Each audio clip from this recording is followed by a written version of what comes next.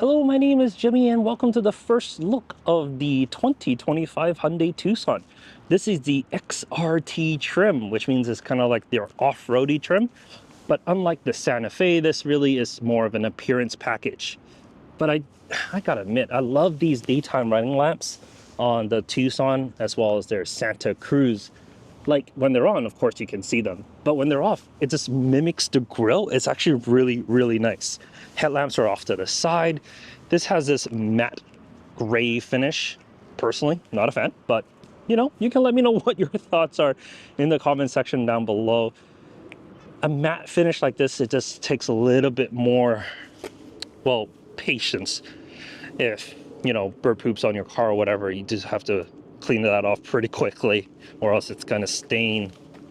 18-inch wheels, they have that kind of bead lock look to them, but of course they're not. They're just this off-roady look.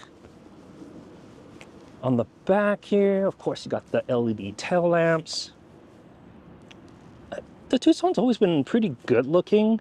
I like the blacked out trim that they have on this XRT model. XRT badging right here. Make sure that you know it's a little bit special. Unlike the old Tucson where there's a cutout on top of this Hyundai, it's no longer a cutout. A little weird, a little different. The wiper is still very nicely integrated right on the top, so it's very hidden. It's a good looking vehicle, very similar in size to like CRV, RAV4s and all that good stuff. Power tailgate. A good amount of space back here. Underneath the floor we have, well, not much. Fix-a-flat kit and a bunch of foam. So while it is XRT is supposed to be like that off-roady trim, you don't get a spare, which is a little bit of a bummer. You do get these poles on the side so you can fold down those rear seats nicely, which is nice.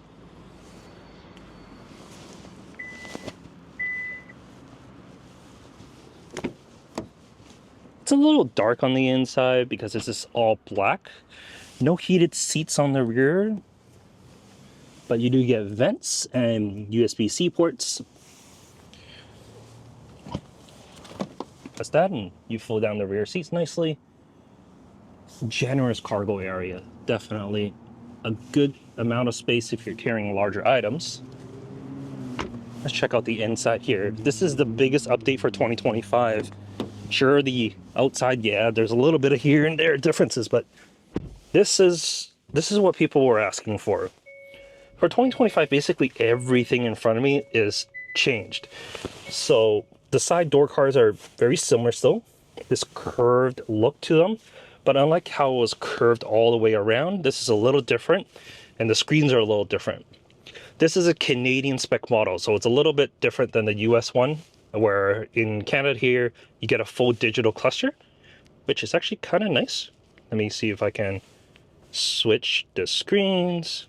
Oh, stop, blah, blah, blah. Show different things. What's the lifetime? 10.2 liters for lifetime. That's okay, I guess, considering how journalists would drive these. But yeah, you get a full digital screen here, no heads-up display, but it's a little different in the US. The US has a smaller, like 4-point-something inch screen compared to what we have here. Wireless CarPlay in the center, and this, unlike before where it's like this plethora of like touch buttons, you get some dedicated physical buttons now compared to before.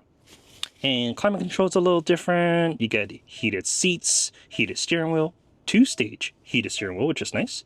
I love Hyundai for this. Like, they have high, medium, and low for your auto. So for those who actually use their auto climate control, you put on auto on some cars and it's just like blowing in your face and you like, oh, I need to turn it down. Well, not really. Just press it 2 more times and just leave it on low, and that's basically it. Change the temperature as you need. Press the right for sync. Very easy to use. No shifter in the center anymore. It's moved down here, kind of like the Ioniq 5 and Kona and whatnot. It's a good placement for it. It's a little bit awkward. If you're a little bit taller, you might hit it with your knee, but you know what?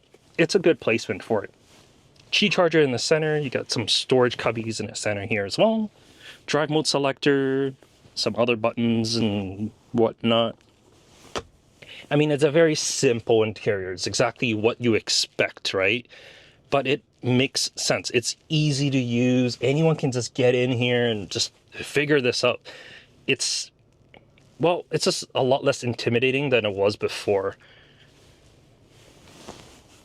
Cubby on the top, which is nice. You can throw your phone there or whatever else, and you go for a turn, it just flies off. Standard sunroof, no panoramic sunroof on here. That's really it.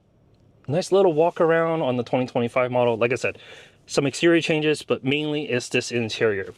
This is the XRT trim, which is 1 up from base here in Canada and like 3 up from base in the US. Let me show you all the pricing and everything. What do I have for pricing? XRT here in Canada is 43,131 Canadian dollars, and in the US is just shy of 33,000 US.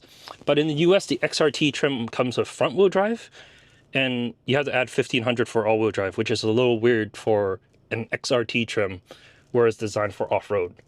It's like, here's an off-road vehicle, but I won't give you all-wheel drive as standard.